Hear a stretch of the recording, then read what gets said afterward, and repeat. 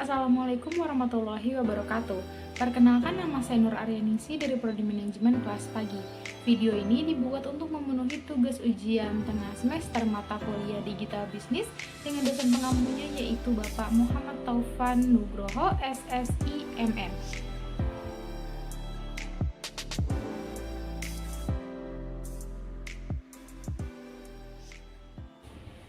Selanjutnya kita masuk kepada revolusi industri.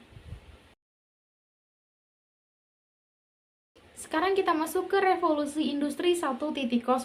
Revolusi ini dimulai pada tahun 1776, yaitu dengan ditemukannya mesin uap oleh James Watt. Mesin uap yang ditemukan oleh James Watt ini memiliki efisiensi yang jauh lebih murah dibandingkan mesin uap sebelum tahun 1776. Mesin uap ini menggunakan energi dari kayu dan juga batu bara, dan sebelum adanya mesin uap, manusia hanya mengandalkan tenaga otot, tenaga air, tenaga angin untuk menggerakkan apapun. Dan sebagai bukti efisiensinya, mesin uap tersebut mampu menggerakkan kapal-kapal selama 24 jam penuh. Sejak ditemukan mesin uap, negara-negara imperialis di Eropa mulai melakukan ekspansi atau penjajahan di kerajaan-kerajaan Afrika dan juga Asia. Selain dampak penjajahan, dampak yang lain mulai terjadi, yaitu pencemaran lingkungan yang dihasilkan dari penggunaan mesin-mesin uap tersebut sebagai penghasil berbagai produk. Sektor industri yang mengawali revolusi industri 1.0 diantaranya yang pertama industri tekstil. Di awal era industrialisasi dan mekanisasi, inovasi di sektor industri tekstil mengalami perkembangan yang luar biasa. Hal ini diawali dengan pembuatan mekanisasi mesin pintal. Yang kedua, industri besi dan baja. Dengan ditemukannya inovasi produksi, proses pembuatan besi dan baja bisa lebih murah. Biaya proses pembuatan besi dan baja murah merupakan tonggak sejarah berkembangnya industri permesinan dan juga transportasi. Lalu yang ketiga, industri transportasi. Sebelum revolusi industri, barang-barang hasil produksi diangkut dengan menggunakan tenaga hewan. Namun setelah ditemukan mesin uap dan kapal uap, proses pengiriman barang produksi ke lokasi yang jauh bisa menggunakan kapal laut dan juga kereta api. Selanjutnya, revolusi industri 2.0. Revolusi industri 2.0 terjadi pada awal abad ke-20. Revolusi industri ini ditandai dengan penemuan listrik oleh Thomas Alva Edison. Tenaga otot dan mesin uap sudah tergantikan oleh tenaga listrik. Walaupun begitu, masih ada beberapa kendala yang menghambat proses produksi di pabrik, yaitu masalah transportasi. Untuk mengatasi kendala tersebut, maka di akhir 1800-an mulai dikenal mobil dan mulai diproduksi secara massal. Produksi massal ini membutuhkan proses yang lama dalam penyelesaiannya, karena pada proses perakitan mobil dibutuhkan banyak orang. Artinya, untuk proses perakitan masih membutuhkan tenaga manusia. Seiring dengan perkembangan, mulai ditemukan dan sekaligus digunakan ban berjalan atau conveyor belt pada tahun 1913, dan berjalan mengakibatkan proses produksi berubah total karena untuk menyelesaikan satu mobil tidak diperlukan satu orang untuk merakit dari awal hingga akhir. Setiap orang akan menjadi spesialisasi yang mengurus satu bagian saja. Para perakit tersebut juga dibantu oleh alat-alat yang menggunakan tenaga listrik, sehingga pekerjaan tersebut jauh lebih mudah dan murah daripada tenaga uap. Revolusi industri 2.0 ini juga berdampak pada kondisi militer. Pada Perang Dunia II, ribuan tank, pesawat, dan senjata diciptakan dari pabrik-pabrik yang menggunakan lini produksi dan ban berjalan. Hal ini mempermudah terjadinya produksi massal. Perubahan lain yang terjadi adalah masyarakat agraris menjadi masyarakat industri yang boleh dibilang menjadi lebih komplit. Lalu beberapa inovasi dan kemajuan pada periode revolusi industri 2.0 ini antara lain: yang pertama, pengembangan sumber daya energi seperti minyak bumi, batu bara sebagai sumber bahan bakar baru. Yang kedua, periode awal teknologi listrik, yaitu penemuan arus listrik AC dan DC yang bisa difungsikan untuk pembuatan motor listrik. Yang ketiga, inovasi baru produksi besi dan baja dalam skala besar. Yang keempat, produksi massal mobil dan pesawat sebagai alat transformasi massal. Lalu yang kelima, meluasnya pemakaian mesin industri untuk manufaktur. Yang keenam, meluasnya penggunaan telegraf yang memungkinkan untuk melakukan komunikasi jarak jauh. Lalu yang ketujuh, penggunaan teknologi listrik yang diterapkan ke dalam teknologi transportasi dan telekomunikasi merupakan lompatan besar bagi perkembangan di sektor industri. Selanjutnya kita masuk ke revolusi industri 3.0. Revolusi industri 3.0, manusia tidak lagi memegang peranan penting karena peran manusia sudah digantikan oleh mesin bergerak yang mampu berpikir secara otomatis, yaitu komputer dan juga robot. Salah satu komputer pertama digunakan pada Perang Dunia II, yaitu mesin komputer Colossus yang mampu memecahkan kode buatan Nazi Jerman. Komputer tersebut tidak memiliki RAM dan hanya mampu menerima perintah melalui pita kertas dengan daya listrik yang sangat besar, yaitu 8.500 watt.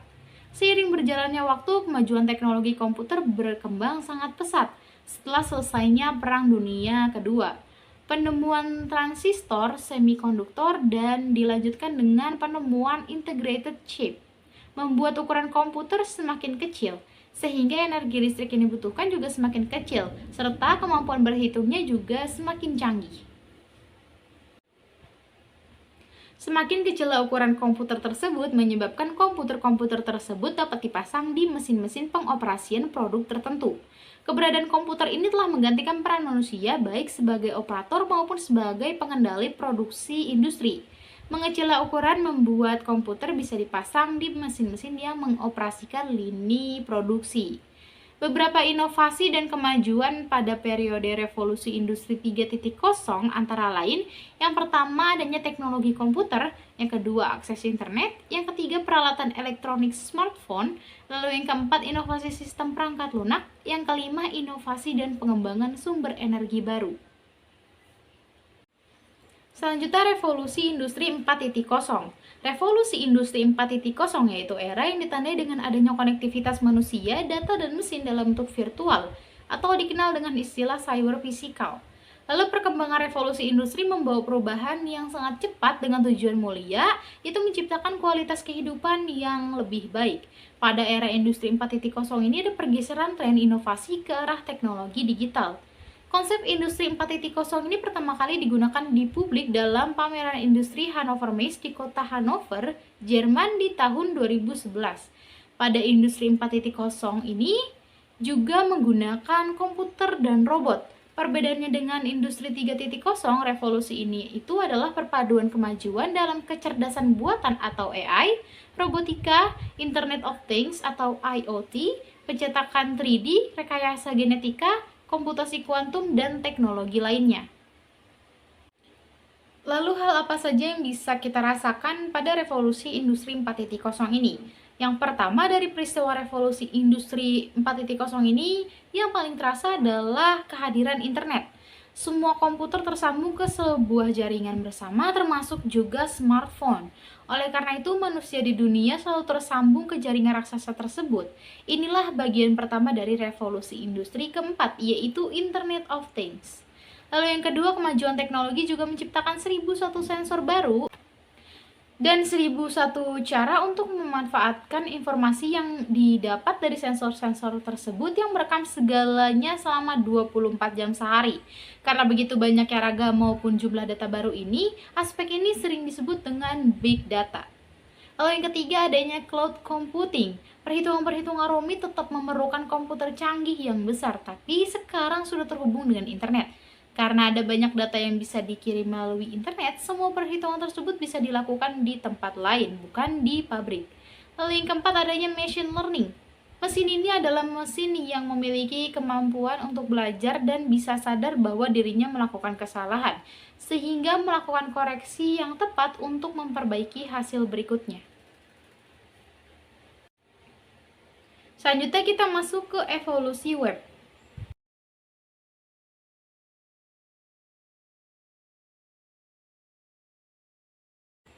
Evolusi Web 1.0. Web 1.0 adalah generasi pertama dari website. Pada tipe ini, pengunjung hanya bisa mencari atau searching dan melihat-lihat atau browsing data informasi yang ada di web. Jadi, web tipe ini terlihat seperti papan pengumuman di dunia maya. Dalam hal ini, pengunjung tidak dapat menginput data ke website. World Wide Web pertama kali menemukan bentuknya di November 1990 hingga tahun 1993. Jaringan internet berkembang sedemikian pesatnya. Perkembangan jaringan internet mencapai 341.000%. Layanan internet kala itu masih berkisar di antara web statis yang saling dihubungkan dengan hyperlink. Umumnya website berformat brosur online, website yang menyampaikan informasi satu arah, umumnya berbentuk profil, portal berita, toko online, layanan email, dan lain-lain. Web kala itu dihuni oleh website-website yang didesain menggunakan tabel dan flash. Contohnya adalah .com bubble burst, atau .com crash, atau .com doom. Selanjutnya, evolusi Web 2.0. Web 2.0 adalah generasi kedua website yang muncul di tahun 2003 atau 2004. Para pengguna website pun mulai dimanjakan dengan berbagai fasilitas, yaitu komunikasi dua arah. Tidak hanya dengan webmaster, namun dengan orang lain dari belahan dunia yang lain. Kita dapat membuat suatu komunitas tanpa harus bertemu secara fisik. Informasi semakin mudah didapat dengan halaman web yang menarik. Dalam perkembangannya ada beberapa karakteristik dari Web 2.0 ini. Yang pertama, the web as platform. Pengerjaan suatu aplikasi atau tulisan dapat langsung dikerjakan di media internet tanpa harus mengerjakannya terlebih dahulu di Windows desktop. Lalu yang kedua, harnessing collective intelligence. Web 2.0 memiliki kinerja untuk memanfaatkan tulisan orang lain untuk mengisi konten web secara kolektif. Tidak hanya webmaster yang mengisi konten sendiri. Contohnya itu seperti YouTube. Lalu yang ketiga, data is the next Intel Insight, merupakan suatu garansi kepercayaan dari para pemberi data kepada pemilik website bahwa pada era Web 2.0, data sangatlah penting dan harus diupdate setiap waktu. Lalu yang keempat, end of the software release cycle. Pada Web 2.0, aplikasi software dapat langsung digunakan lewat internet atau internet menjadi platform menjalankan program. Lalu yang kelima, lightweight program model. Pembuatan Web 2.0 menggunakan bahasa yang ringan dan mendukung pengembangan program. Selanjutnya, evolusi Web 3.0. Web 3.0 ini biasa dikenal juga dengan the semantic web. Gagasan web semantik diajukan oleh Tim Berners-Lee. Dia mencoba memasukkan informasi semantik dalam data yang terkandung dalam web sejak awal. Namun, cita-cita tersebut harus diurungkan karena keterbatasan teknologi. Berners-Lee percaya bahwa web semantik akan membuat informasi dapat dipahami tidak hanya untuk manusia, tapi juga untuk sistem cerdas. Web 3.0 adalah sekumpulan teknologi yang menawarkan cara baru yang efisien dalam membantu komputer mengorganisasi dan menarik kesimpulan dari data online. Berdasarkan definisi, pada dasarnya semantik web memiliki tujuan yang sama karena semantik web memiliki isi web yang tidak dapat hanya diekspresikan di dalam bahasa alami yang dimengerti manusia, tetapi juga di dalam bentuk yang dapat dimengerti, diinterpretasi dan digunakan oleh perangkat lunak atau software agent. Melalui semantik web inilah berbagai perangkat lunak akan mampu mencari, membagi, dan mengintegrasikan informasi dengan cara yang lebih mudah, atau lebih tepatnya, Web 3.0 ini sebuah realisasi dari pengembangan sistem kecerdasan buatan atau artificial intelligence untuk menciptakan global metadata yang dapat dimengerti oleh sistem, sehingga sistem dapat mengartikan kembali data tersebut kepada pengunjung dengan baik. Selanjutnya, evolusi Web 4.0. Web 4.0 adalah private secretary dalam bentuk organisme buatan. Sebuah alat di mana aplikasi merekam rutinitas yang kita lakukan, yang seluruh rutinitas tersebut bisa diketahui oleh aplikasi komputer atau program atau tools atau device yang kita miliki yang dijalankan secara online. Web 4.0 juga bisa digunakan untuk membantu dalam pencarian informasi, penyampaian histori pencarian, ataupun mempertemukan orang-orang yang mencari informasi yang sama. Web 4.0 menghubungkan semua perangkat di dunia nyata dan dunia maya secara real time. Selanjutnya adalah analisis SWOT. Dan pada materi kali ini saya memilih analisis SWOT dari cloud computing. Berikut adalah analisis ya. Strength atau kekuatan. 1. Biaya lebih murah. 2. Adanya fitur backup dan pemulihan data. Yang ketiga, dapat diakses kapanpun dengan internet. Yang keempat, penyimpanan tidak terbatas. Yang kelima, fleksibel dan efisien. Yang keenam, kendali yang terbuka berbasis web. Selanjutnya, weakness atau kelemahan. Yang pertama, keamanan dan perlindungan data. Yang kedua, bergantung pada koneksi internet. Lalu yang ketiga, sulit untuk transfer data ke beda platform layanan cloud lainnya. Lalu yang keempat, penyesuaian global yang berbeda di berbagai wilayah. Selanjutnya, opportunity atau peluang. Yang pertama, adaptif dengan kebutuhan di masa depan. Lalu yang kedua, pertumbuhan yang masih terus berlanjut seiring berkembangnya dunia digital. Lalu yang ketiga, mitigasi identitas, privacy, keamanan, keandalan, dan pengelolaan risiko yang mudah, cepat, dan rendah efektif di lingkungan berbasis cloud. Lalu threat atau ancaman. Yang pertama, lokasi fisik perangkat keras tidak teridentifikasi.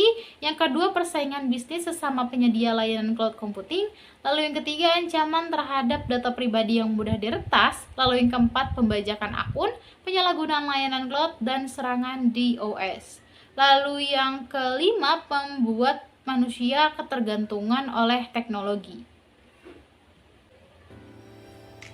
Berikut adalah sumber-sumber yang digunakan pada presentasi kali ini. Sekian materi yang bisa saya sampaikan. Mohon maaf apabila ada salah kata, penulisan, dan juga pengucapan. Terima kasih. Wassalamualaikum warahmatullahi wabarakatuh.